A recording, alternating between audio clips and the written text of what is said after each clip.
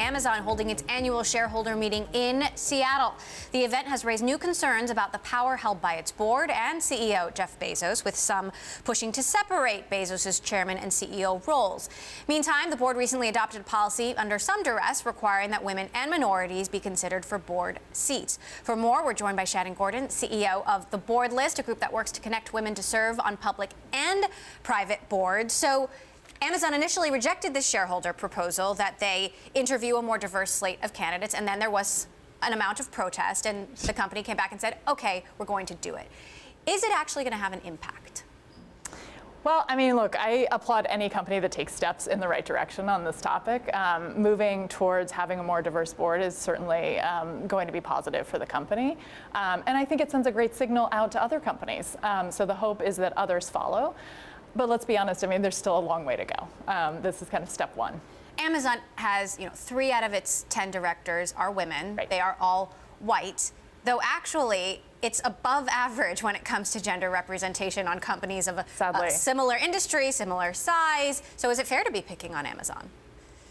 Well, I mean, I think there's always more work to do, right? Yes, certainly above some of the statistics. So Fortune 1000 companies, 20% of board seats held by women. Private companies, far worse at 7%.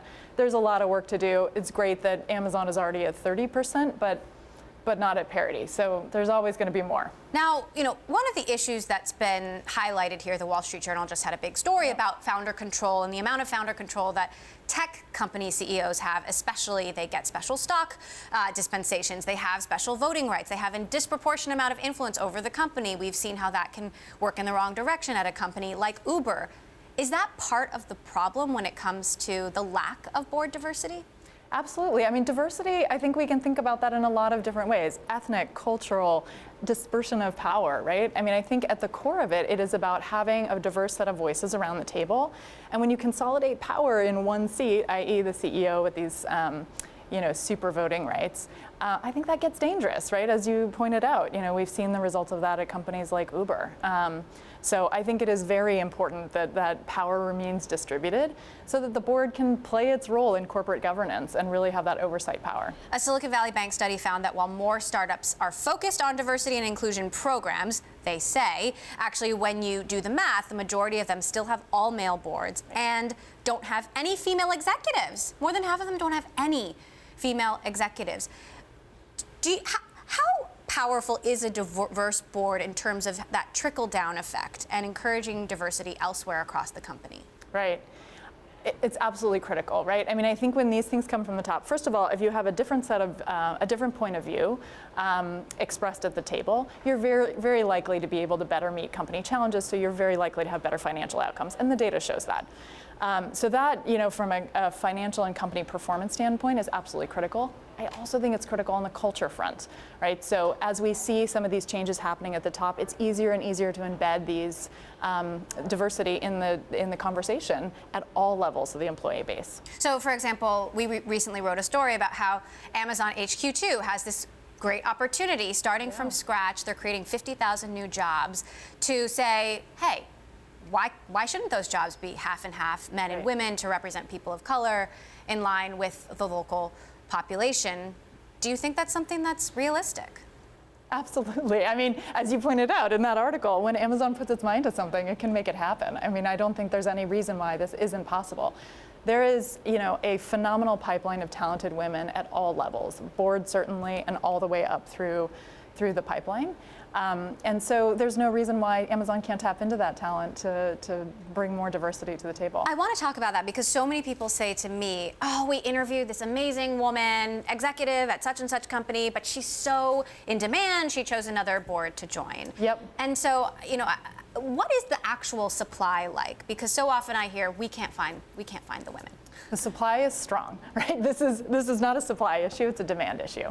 So why isn't the demand finding the supply? And I know that's what the board list was founded to do, is sort of improve that disconnect. Yeah, well, there's a couple things, I think.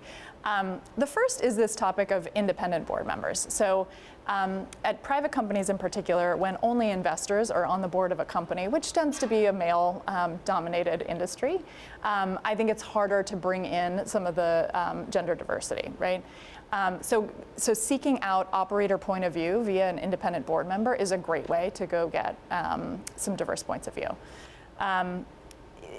I think the other issue is homogenous networks, right? So when people are doing a board search, very traditionally, they're reaching out to their own network.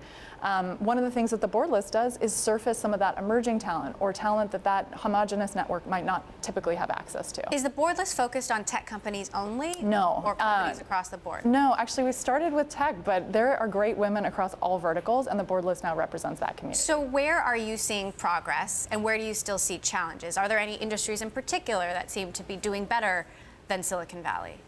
Yeah, I mean, I think we see progress in announcements like what the change that Amazon's made. I mean, albeit a little bit difficult to get to, right? But as we start seeing these things move, I think it's a really positive sign. But like I said, there is a ton more work to do, and we need to remain focused on it.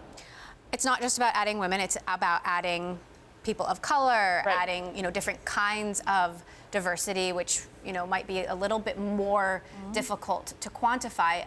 Is the Rooney Rule, is that something that you would like to see every board do? I mean, what are some sort of strategies for companies that are finding themselves in this so-called predicament to find these, find hidden talent, essentially? Yeah. Well, I mean, again, I think the board list is a great place to start because it's a tool, it's a platform that provides visibility beyond your first order network. We know that great people know great people.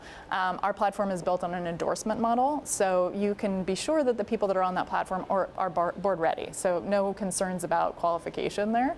That's certainly one thing that companies can do.